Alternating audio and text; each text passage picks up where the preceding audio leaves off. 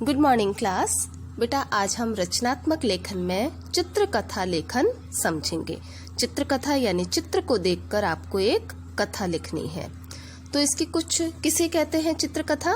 तो किसी दिए गए चित्र को देखकर उसका वर्णन करना, कोई घटना, लेख, कहानी लिखना ही चित्र वर्णन कहलाता है।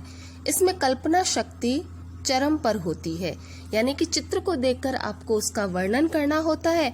आप कोई घटना लिख सकते हैं, कोई अनुच्छेद लिख सकते हैं, कोई कहानी लिख सकते हैं। इसी को हम चित्र वर्णन कहते हैं और ये अपने मन से लिखी जाती है। ठीक है, तो चित्रों के आधार पर कुछ लिखते समय निम्नलिखित बातों का ध्यान रखना आवश्यक है। जब हम चित्रकथा करते हैं तो हमें इन चीजों का विशेष रूप से ध्यान रखना चाहिए।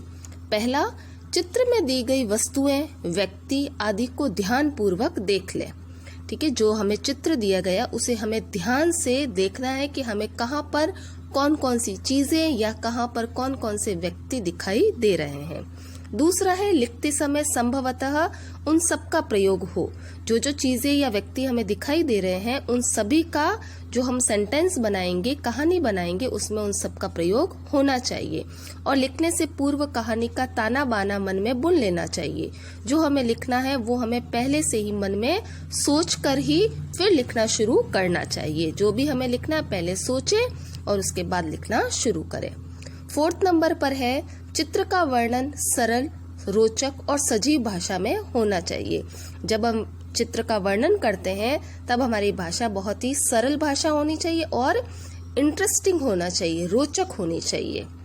एंड लास्ट, चित्र छोटे छोटे तथा सटीक होने चाहिए। बड़े लंबे लंबे और बोरिंग सेंटेंस नहीं होने चाहिए।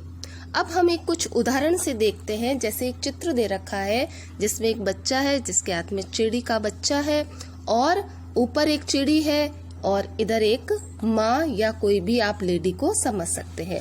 तो हम अगर कहानी को स्टार्ट करें तो हम समझते हैं कि अंकित अपनी धुन में चलता जा रहा था। उसका घर, सड़क, गांव सब पीछे छूट गए थे। क्या हुआ था आज के दिन? तो आज वह माँ से नाराज होकर जा रहा था। माँ से गुस्से में वो निकल पड़ा था।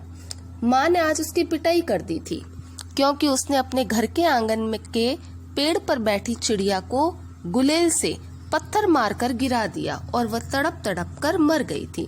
उसके घर के आंगन में एक पेड़ लगा था और अंकित ने, हमने एक नाम दिया उस बच्चे का अंकित, तो अंकित ने उसे गुलेल से पत्थर मारा और उसे गिरा दिया और जिससे वह मर गई।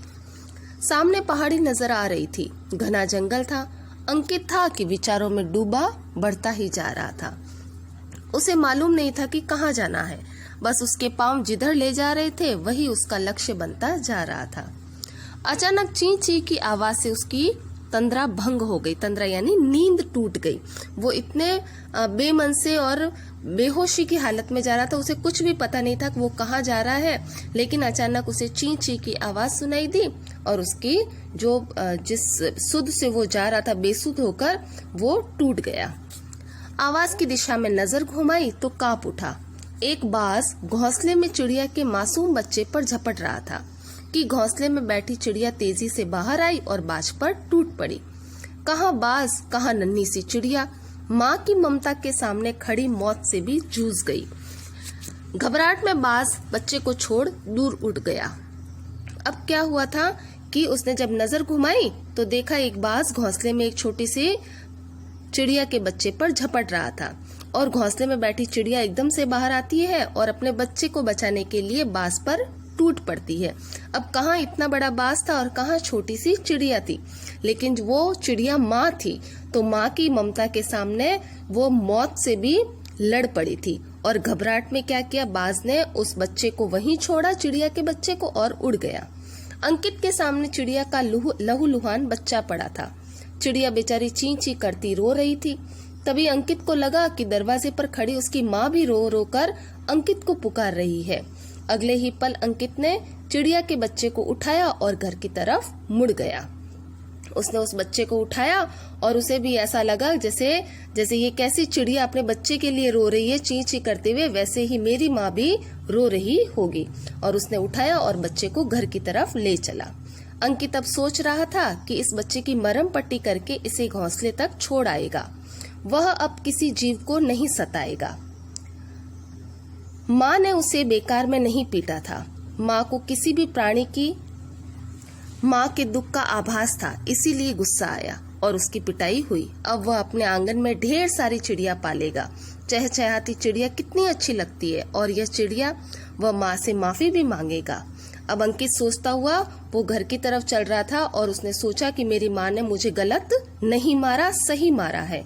और वो चिड़िया को अपने घर तक लेके जाता है और उसकी माँ उसे दिखाई देती है और वो माँ से चिपक कर रोने लगता है।